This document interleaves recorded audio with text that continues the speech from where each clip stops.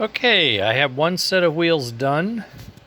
I have the spacers for another set of wheels printed, and I'm printing the third set of spacers now. And then I'm going to have to print some other parts, but I'm ready to assemble the side frame, which will be something like this. This is not it exact, but there'll be one like it. And I'm going to be assembling the side frames for the number one engine, number three, Gordon's engine. The side frames I have on it are different. They're a little thinner, and I have raised it about a quarter of a millimeter. So we'll see. Make sure it looks okay. I'm pretty sure it's going to be okay. And I got to assemble these, then I can put the wheels in. I did a study as I finished them on the wheel-to-wheel width.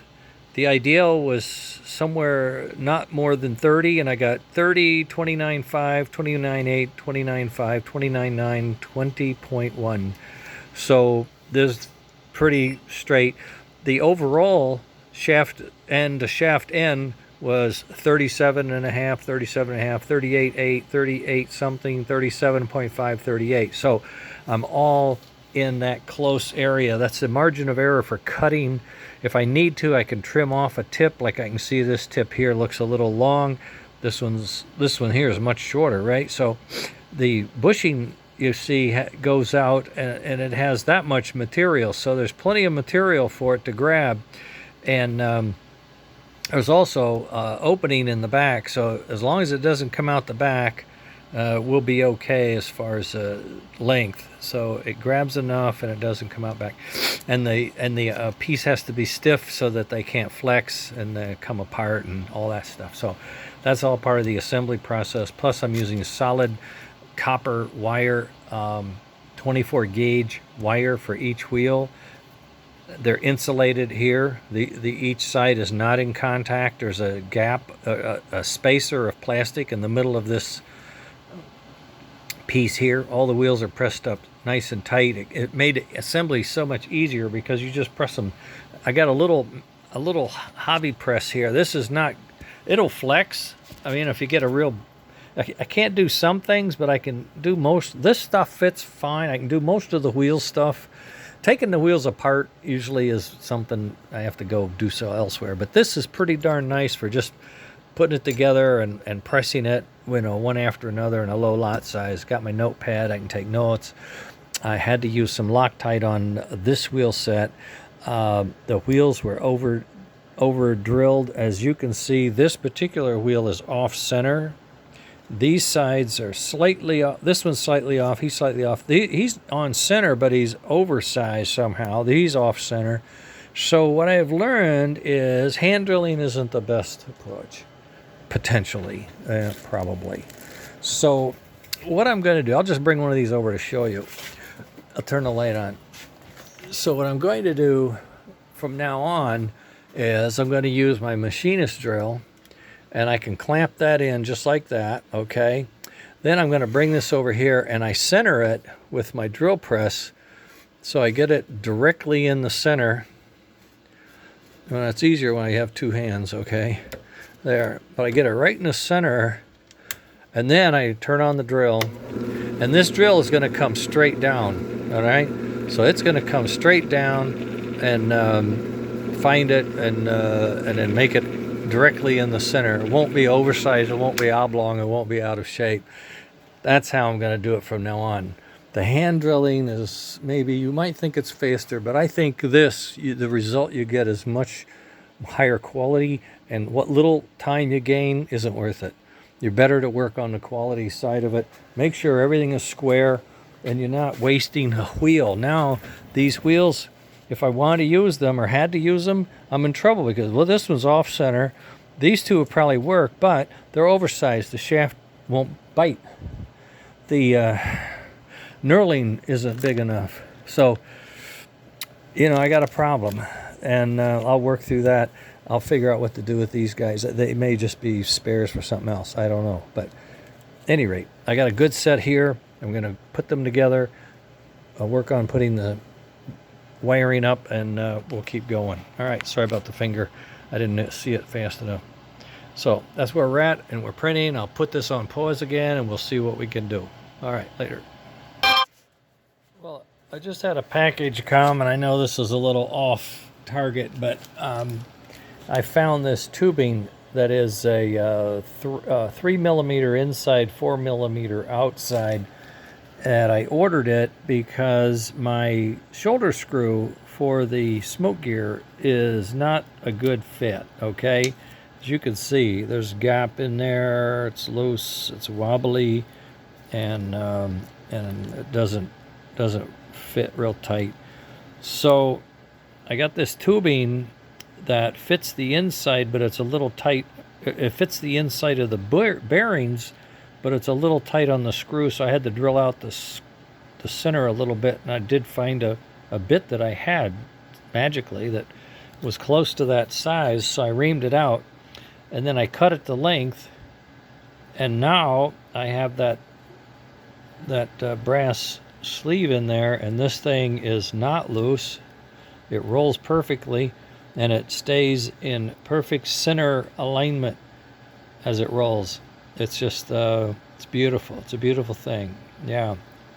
So you guys tell me I'm a perfectionist. I don't want to hear about it, okay? I just want things to work good for everybody. But in any case, a little side thing here. It took me a few minutes to figure this out and get that made and tested, and we're off now. So I'm back on track.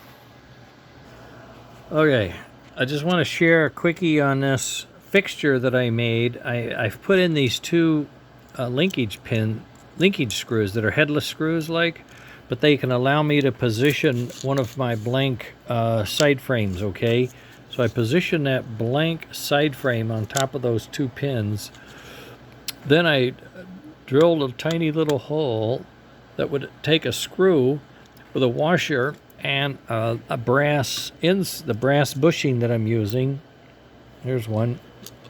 So I screw this down like that, right into this opening here, into the wood, and it goes all the way down, but you can just see it's going to stick up a little bit, that's what I want it to do. Okay, now I have printed a hole in here, so I can just string up the tail or pigtail or whatever, the attachment that we're going to make for connecting that to the wiring system up in the chassis. Then I bring this down and I come around this way. I have a sharp turn, and then I go follow this track down here. I have another sharp turn. I go around this way, another sharp turn. I go around this way, and then I come all the way around this, and I come up to here, and then I'm going to cut it and tuck it in. And that is how the piece gets wired. Okay, now this is all going to stay exposed, so I have some ideas. I can get my little soldering iron and put a little hot melt down here and seal that in, keep it from flopping. It's solid copper, it's not going to move very much. But when I put it in with the side piece, when I'm done with this, then I have this piece here sitting like that. That's not what I'm going to do. I'm actually going to take it and put it like this. I'm going to stick the empty, I'm going to send the pieces down through those holes. So this is located in that sense, and then I'm going to put this on top and glue it. It's going to be glued in an alignment. Actually, I'm going to do it on this, I think. Yeah, I'm going to flip that over. That's all right, don't worry. I'm going to make sure these are in alignment, and I'm going to glue them. Okay, then I flip them over, and then I make sure that the pieces are pressed in fully. The brass piece is pressed in fully, and that helps lock on the wire, and it locks the two pieces together. And then I have the epoxy in between the two that seals that. It glues that in. Then all I have to do is press in my threaded inserts, which I use to attach this to the pivot frame. And so I put one on one side, one on the other, so I got opposing sides, and that makes a pair. Then I can take them, put them together. I get the wheels, put them together, and I assemble it on the tender. That's what's going to happen. That's where I'm at. 10 after 4, so I have plenty of time. I should be able to get this thing assembled on the tender, and then I want to test it out, make sure I got clearance, make sure it's rolling smoothly, blah blah blah, continuity, all that stuff. And I'm hoping I get to roll it around on the track today. Really. Okay, run it later. There's a peek. Got 3 of them done. I just realized I got all 3 of them on the same side. I'm going to have to think about this now. I might have screwed something up, but I'm not sure. No, I didn't. It's where I put the bushing from now on. Yeah, that's what does it. Okay, no problem. We're going to be fine. I have to say, these took maybe 30 minutes, if that. Now that I have a technique and a method that I can really go at with something that's quick and reliable and works, I feel really, really good. Okay, more later.